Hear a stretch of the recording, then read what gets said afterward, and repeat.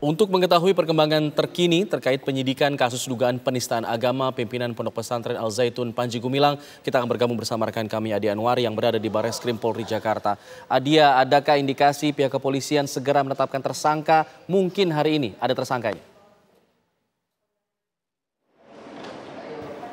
Baik, selamat siang untuk pemirsa TV One. Memang hingga saat ini kabarnya pihak Barreskrim Polri memang akan menetapkan tersangka dalam gelar perkara. Namun ini masyarakat masih bertanya-tanya, sebenarnya gelar perkara ini kapan akan dilaksanakan? Karena memang kemarin apabila sudah dilakukannya pemberian klarifikasi begitu oleh Panji Gumilang di tanggal 3 Juli kemarin, hingga saat ini memang masih belum ada gelar perkara mengenai penetapan tersangka. Dan memang informasi yang kami dapatkan untuk minggu ini, agenda ini masih dalam pemanggilan saksi-saksi, yakni saksi-saksi ahli dari mulai ahli bahasa, ahli sosiologi, ahli ilmu agama Islam, dan juga ahli ITE yang akan diperiksa selama minggu ini. Dan selain masih melakukan pemeriksaan terhadap saksi-saksi ahli tersebut, ini pihak Barreskrim Polri masih melakukan atau menunggu hasil dari laboratorium forensik terkait barang-barang bukti apa saja yang sedang diselidiki lebih lanjut atau sedang dilakukan pemeriksaan. Nah, ini salah satunya barang bukti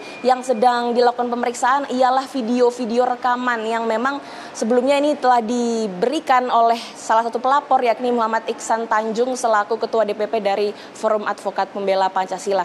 Adapun sejumlah video rekaman yang diberikan oleh Iksan Tanjung ini adalah video berupa ceramah begitu ketika Panji Gumilang menyampaikan materi ceramah ketika masih berada di Pondok Pesantren Al Zaitun. Selain juga video ceramah oleh Panji Gumilang, ini ada juga berupa tangkapan layar atau screenshot yang hingga kini masih diperiksa juga di laboratorium forensik. Dan nanti apabila hasil dari laboratorium forensik, begitu juga selesainya pemeriksaan para saksi, kemudian barulah pihak dari Barreskrim Polri ini akan melanjutkan gelar perkara dengan agenda penetapan tersangka. Dan hingga kini memang jumlah saksi yang diperiksa ini terus bertambah hingga di angka terakhir ini menurut informasi adalah sebanyak 19 saksi yang kemudian diperiksa. Dan hingga saat ini kami memang masih menunggu apakah hari ini ada saksi yang akan dipanggil oleh Barreskrim Polri, apakah juga di hari-hari esok begitu saksi-saksi ini akan mulai datang ke Barreskrim Polri. Untuk sementara demikian, kembali ke Anda di studio.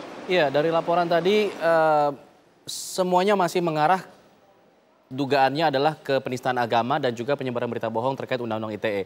Nah, apakah juga ada indikasi untuk gelar perkara dalam hal kaitannya transaksi mencurigakan dari ratusan rekening milik Panji Gumilang? Hingga saat ini memang informasi yang kami dapatkan terkait gelar perkara yang sudah lumayan dekat ini salah satunya adalah dari penistaan agama dan juga ujaran kebohongan dan pelanggaran UU ITE. Nah, namun memang untuk pemeriksaan terkait 256 rekening Panji Gumilang dengan 6 identitas yang berbeda ini masih ditelusuri lebih lanjut, dan hingga kini masih belum ada informasi mengenai kapan gelar perkara atas rekening-rekening tersebut yang dimiliki oleh Panji Gumilang. Begitu, kembali ke Anda. Baik, Adia Anwari mengabarkan langsung dari Barreskrim Polri mengenai perkembangan penyidikan kasus kontroversi penistaan agama di Al Zaitun. Kontroversi Pondok Pesantren Al Zaitun besutan Panji Gumilang ini berujung pada laporan dugaan penistaan agama ke pihak kepolisian. Mabes Polri sendiri memastikan telah menemukan unsur pidana dalam kasus tersebut.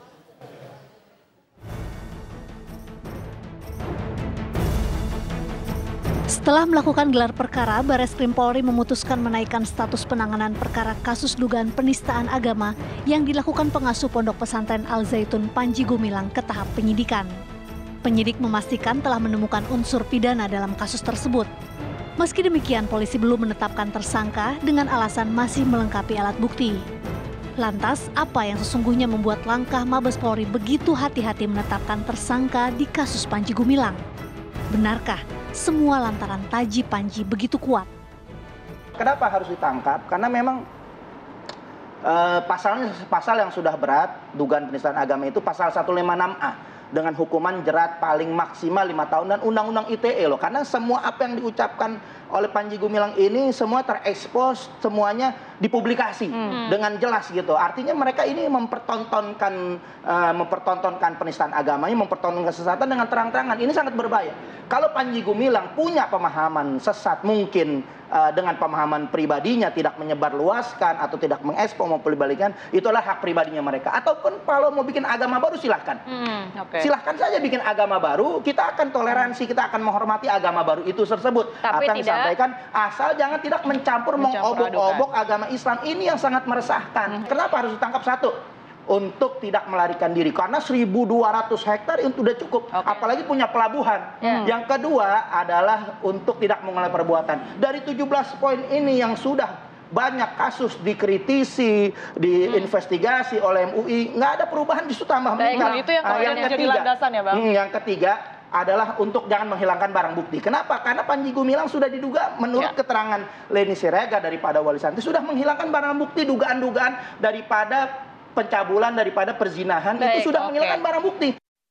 Di masa lalu, di awal-awal bahkan pada waktu periode kedua Pak SBY itu ada pejabat yang berkaitan dengan keamanan negara gitu, jelas mengatakan bahwa pemerintah tidak menganggap mereka ini sebagai ancaman gitu ya. Alasannya ya walaupun ini disinyalir sudah sudah melakukan praktek-praktek penyimpangan dan aduan-aduan sudah lama ada, mereka menganggap bukti-bukti tidak cukup untuk bisa dibawa sampai ke pengadilan gitu ya. Nah, terus kemudian dari sudut pandang lain baik intelijen maupun keamanan negara misalnya, aktivitas ini juga dianggap nggak berbahaya gitu ya, karena ini gerakan yang pendidikan gitu ya, bukan gerakan-gerakan atau kelompok yang melakukan kekerasan atau teror ya. Nah, ini yang membuat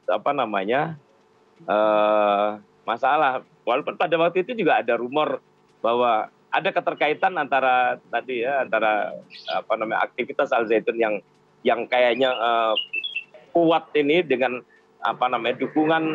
dukungan pengamanan, bahkan pembiayaan dari aparatur gitu ya. Panji Gumilang sudah memimpin Pondok Pesantren Al Zaitun sejak tahun 1999.